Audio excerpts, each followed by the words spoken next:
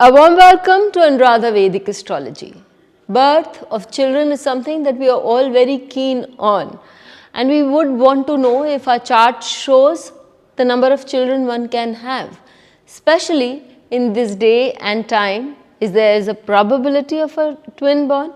Well, we'll look into the charts of a couple of people and see the natural twin borns also being shown there.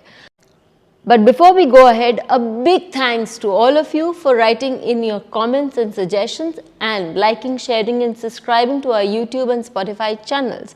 If you haven't subscribed to us, please do, and do remember to press the bell icon so that you can get the updates ASAP.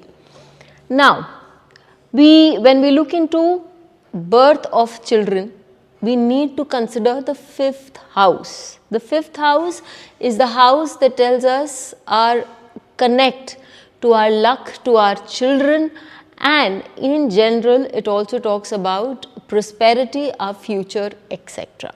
So, the Karak of children is Jupiter. That also needs to be connected and understood. And the fifth lord who will do the work for the children is supposed to be seen. This is one very basic principle that we follow throughout, because this is one of the fundamentals that Faldipika teaches us, that when you need to look into any house, you need to see these fundamentals. Now, when we are talking about twin birth, what are the associations that can give us twin birth? First and foremost, Mercury is the planet of multiplicity. So, when Mercury is associated with the fifth house or the fifth lord, then you can get multiple children. The retrograde planets, if the fifth lord is retrograde again gives us in multiples. So, a person can have many children, a person can have twins also. When you look into the signs, the dual signs are said to be the signs which host multiplicity. So, if the fifth house or the fifth lord is associated with a dual sign, then also we have multiplicity that can be seen, multiple children can be seen. Now, let us move on to the nakshatras. What are the nakshatras? So, when we have nakshatras which are represented by the twins like the Ashwini nakshatra, or when we have the Vishakha nakshatra, where you have the Dvanda Dev, that is the Agni and Indra as the deity, Ashwini Kumaras as the deity, then you have, and your fifth lord, your fifth Jupiter, the fifth house, there is a planet, if it is in the fifth house and there is a planet there, then they can show multiplicity also. Another set of nakshatras, rather two set of nakshatras, which are also called the twin nakshatras, not just by the name, but by the interchangeable deities or the association of the deities also. That is the Puba and the Uttara, as it is known in south, and Purva Falguni and Uttara Falguni as known in the north of India. And we also have the Bhadras, the Bhadrapadas, that is the Purva Bhadrapada and the Uttar Bhadrapada. So, these four nakshatras are associated with twins, that is, as I said, the Falgunis and the Bhadrapadas. Having this dictum in mind, this is actually very simple. When you look into the charts, after you followed these kind of dictums, you will see a lot of clarity. And remember that the D1 is not the final say into the children, the fifth house of the D1. Why? Yes, it must have a promise, but it is not the final say, because the fifth house of the D1 represents many things. It represents your intellect, it represents your grandparents, it represents your mantra sadhana, it represents your children, it represents your earnings from big companies, it also represents your earnings from gambling, be it the share market, be you actually going for lotteries and stuff like that. So the 5th house in the natural zodiac represents a lot of things. I mean, in your D1 chart also, it represents a lot of things. So when we want to pinpoint it, I would always suggest, and I always do that, I always move down to the D7 also. If there is a promise in the D1, then you need to confirm, or if there is no promise in the D1 and there is also a problem in the D7, then we can with conviction say make statements. But without consulting the D7, it kind of is not very safe to make a statement like that. So having said this, let us look into two set of charts. The first chart, again it's an example of a twin birth. Let's take the Lagna. The Lagna here is that of Scorpio. So the fifth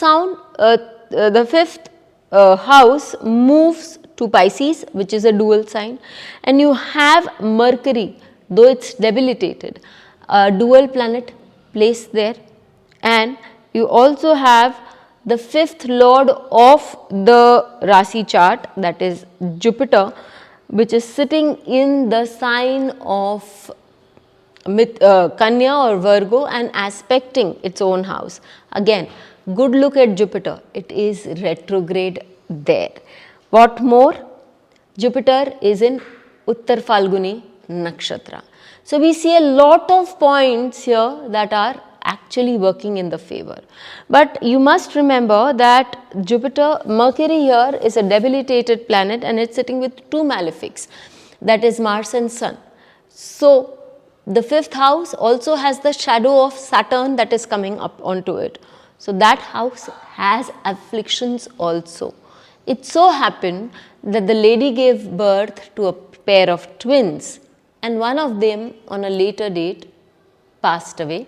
The child passed away, died, and the other child was left. So you can see that there is a chance of twin birth in the chart as is shown, and we will move on to the D10 or D7 also.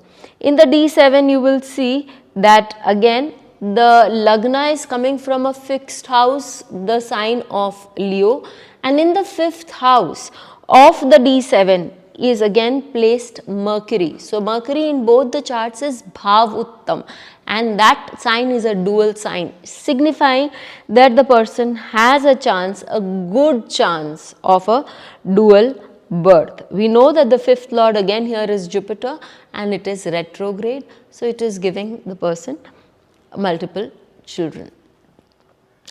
So and you must remember very well that if there is affliction on any house, again a dictum by Faldipika which is very clear throughout astrology, that when there is more than one affliction on a house, that is by aspect, by position of a malefic, then the house does not give its full capacity.